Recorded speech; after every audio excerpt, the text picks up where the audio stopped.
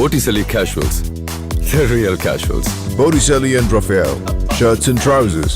NEET தேர்வில் தமிழ்நாட்டின் மையங்களில் பலத்த கண்காணிப்பு சோதனைகளோடு தேர்வு நடைபெற்றது. வெயிலை சமாளிக்க தேர்வு மையங்களில் ஏற்பாடு செய்யப்படவில்லை என்று பலரும் அதிருப்தி தெரிவித்தனர்.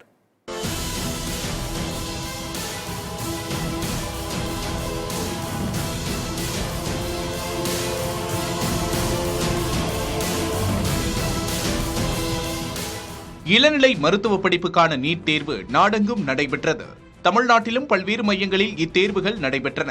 தேர்வு எழுத வந்த மாணவ மாணவிகள் விதிகளை பின்பற்றி வந்துள்ளார்களா என சோதனைகள் நடைபெற்றன. மாணவிகள் அணிந்திருந்த கம்மல், மூக்குத்தி, கொலுசு அகற்றப்பட்டது. பின்னிருந்த தலைமுடியும் அவிழ்க்கப்பட்டது. மாணவர்கள் அணிந்திருந்த பெல்ட், அரைஞான் கயிறு அகற்றப்பட்டன. பல இடங்களில் வெயிலை சமாளிக்க தேர்வு மையங்களில் உரிய ஏற்பாடுகள் செய்யப்படவில்லை என பெற்றோர் புகார் கூறினர்.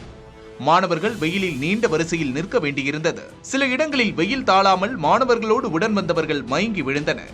ரெஸ்ட் ரூம் இல்ல, கத்திரி வெயில் எப்படி இருக்கு, குழந்தைங்களோட எத்தனை வருஷ கனவுங்க இது. அந்த கனவுங்களை சுமந்துட்டு வரதே பேரண்ட்ஸ் தானே. அந்த பேரண்ட்ஸ்க்கு என்ன ஒரு அரேஞ்ச்மெண்ட்ஸ் பண்ணிருக்கீங்க? இந்த மாதிரி ஒரு டென்ஷனோட போனா பசங்க எப்படிங்க எக்ஸாம் எழுதுவாங்க? ரொம்ப ரொம்ப வருத்தமா இருக்குதுங்க. ஏன் அதிகாரிகள் எல்லாம் இதை பார்த்து அதை சரி செய்து தரக்கூடாதா? பேரண்ட்ஸ் எல்லாம் எவ்வளவு கஷ்டப்பட்டு இருக்காங்க தெரியுங்களா? ரொம்ப வருத்தமா இருக்குதுங்க. திண்டுக்கல்லில் நுழைவுச் சீட்டில் முகவரி தவறாக இருந்ததால் தேர்வு மையத்தை தேடி மாணவர்களும் பெற்றோரும் அலைய நேரிட்டது.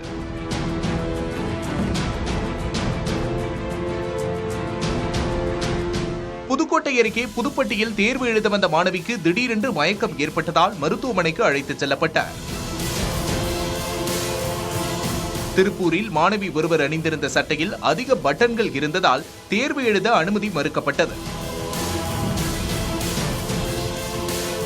இதனையடுத்து பெண் காவலர் ஒருவர் மாணவியை துணிக்கடைக்கு அழைத்துச் சென்று சட்டை வாங்கி தந்து தேர்வு மையத்திற்கு செல்ல உதவினார். கிருஷ்ணகிரி மாணவி ஒருவர் தருமபுரியில் உள்ள மையத்திற்கு செல்வதற்கு பதிலாக தவறுதலாக சேலத்தில் உள்ள மையத்திற்கு வந்துவிட்டார். இதனை அறிந்து அவர் அவசரமாக வாடகை காரில் தருமபுரி புறப்பட்டு சென்றார்.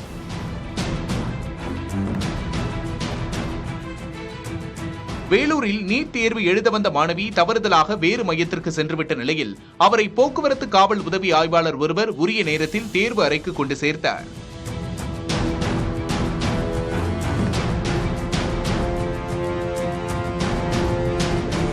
தூத்துக்குடியில் அமைக்கப்பட்டிருந்த மையத்தில் 60 வயதான பச்சைமால் என்ற சித்த மருத்துவர் தேர்வு எழுத வந்தது அனைவரின் கவனத்தையும் கவர்ந்தது.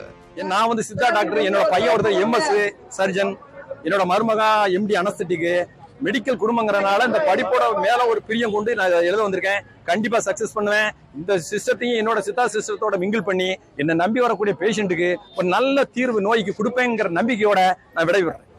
நீட் தேர்வை நாடு முழுவதும் சுமார் 23 லட்சம் பேர் எழுதிய நிலையில் தமிழகத்தில் மட்டும் 1.5 லட்சம் பேர் எழுதினர்.